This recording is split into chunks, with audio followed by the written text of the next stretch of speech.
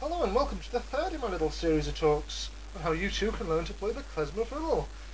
In this little lesson I'm going to show you how you can bring klezmer music into the 21st century thanks to my demonic monster electric fiddle, which can be heard in one of my earliest uploads on YouTube, which has rapidly become, for some strange reason, one of the most watched videos of klezmer music in the known universe. This piece, which I'm going to do a much more refined version of today, is called Cossid Dance, and this is an amazing, precious remnant of the klezmer music that was once played in Hungary before the horrors of the Holocaust and the virtual annihilation of Jewish culture in Hungary. First of all, a bit about the fiddle. It's just a bog standard Fender electric fiddle. And the beauty of these fiddles, they've got hollow chambers inside, so it's much more sort of natural sound than your cheaper electric fiddles. The amplifier I use is a Vox Valvetronics guitar amp, and the effect which I found worked wonderfully with this electric fiddle setup is the flanger reverb effect, the regular reverb, which I'm going to use today, and sometimes just a bit of delay. That's all you need. It's all in one lovely little affordable box. Great. Anyway, that's the technicalities out the way with. Let's talk about the actual melody. So Cossid Dance is unique. It's one of the few precious surviving shards of music we know from the klezmer repertoire that once thrived in Hungary. When we think of klezmer music, you think that there's so much of it about that almost the whole tradition survived the Holocaust and the destruction of Jewish culture in Eastern Europe. Sadly, this is not the case. Most of the music survived because during the 1890s in particular, there was vast waves of immigration from Eastern Europe, Jews from Eastern Europe into America, which thankfully included a handful of Jewish musicians, and their invisible baggage which they took with them was a handful of the klezmer melodies they knew from their own respective shtetls. Now sadly in Hungary this wasn't the case.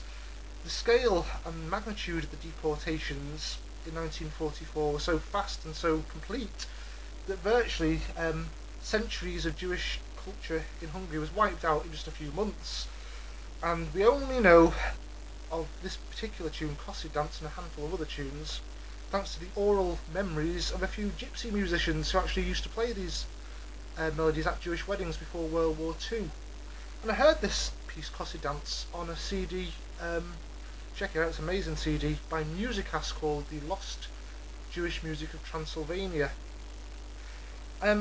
Speaking of gypsy music, there's an awful lot of gypsy or Romanian gypsy influence in particular to klezmer music. When you think about it, this is not surprising. In the days of the shtetl, gypsies and Jews lived on the fringes of society.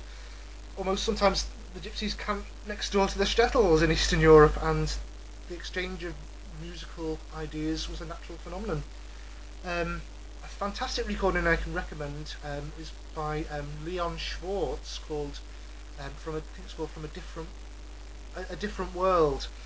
Leon Schwartz was a Jewish musician, a klezmer musician, born in 1900 in a shtetl in Poland. He was actually taught to play the fiddle by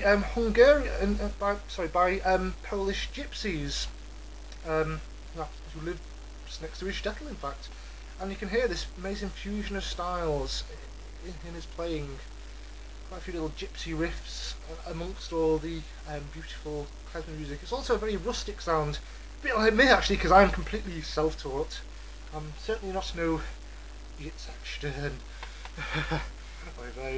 Anyway, that's a bit about the actual tune. The actual technicalities of the tune, it's beautiful Cossid Dance. It incorporates little phrases of the Aharaba mode I talked about in the first lesson, things like this. And also it incorporates in the second half bits of the I can't pronounce that mode, Mishkarabach mode, whatever it is, in the second half, which uses the augmented fourth.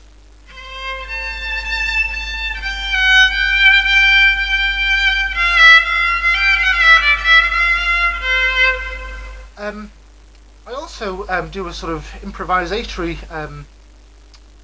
introduction to the tune on my album in the style of a doinia. That's actually an Eastern European, Romanian dance style, which was adopted by klezmer musicians in Eastern Europe. Again, that influence, that cross-cultural exchange of ideas, and the doinia is lovely. It's totally improvisatory style, sort of with some gypsy riffs, sort of around the aharaba mode.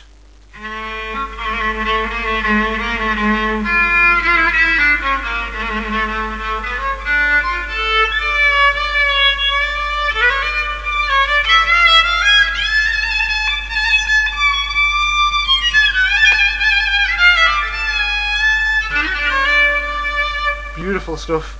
In that little improvisatory pass, you can hear all the mixed bag of the klezmer riffs I talked about. You have the kretsch, just cutting short the breath of the note. We have all the little glissandos into trills, and also another little tip is the slide, a bit of a bluesy effect. Not quite a vibrato, it's like a sliding around the note. It's lovely. Anyway, check out the whole melody next. Enjoy.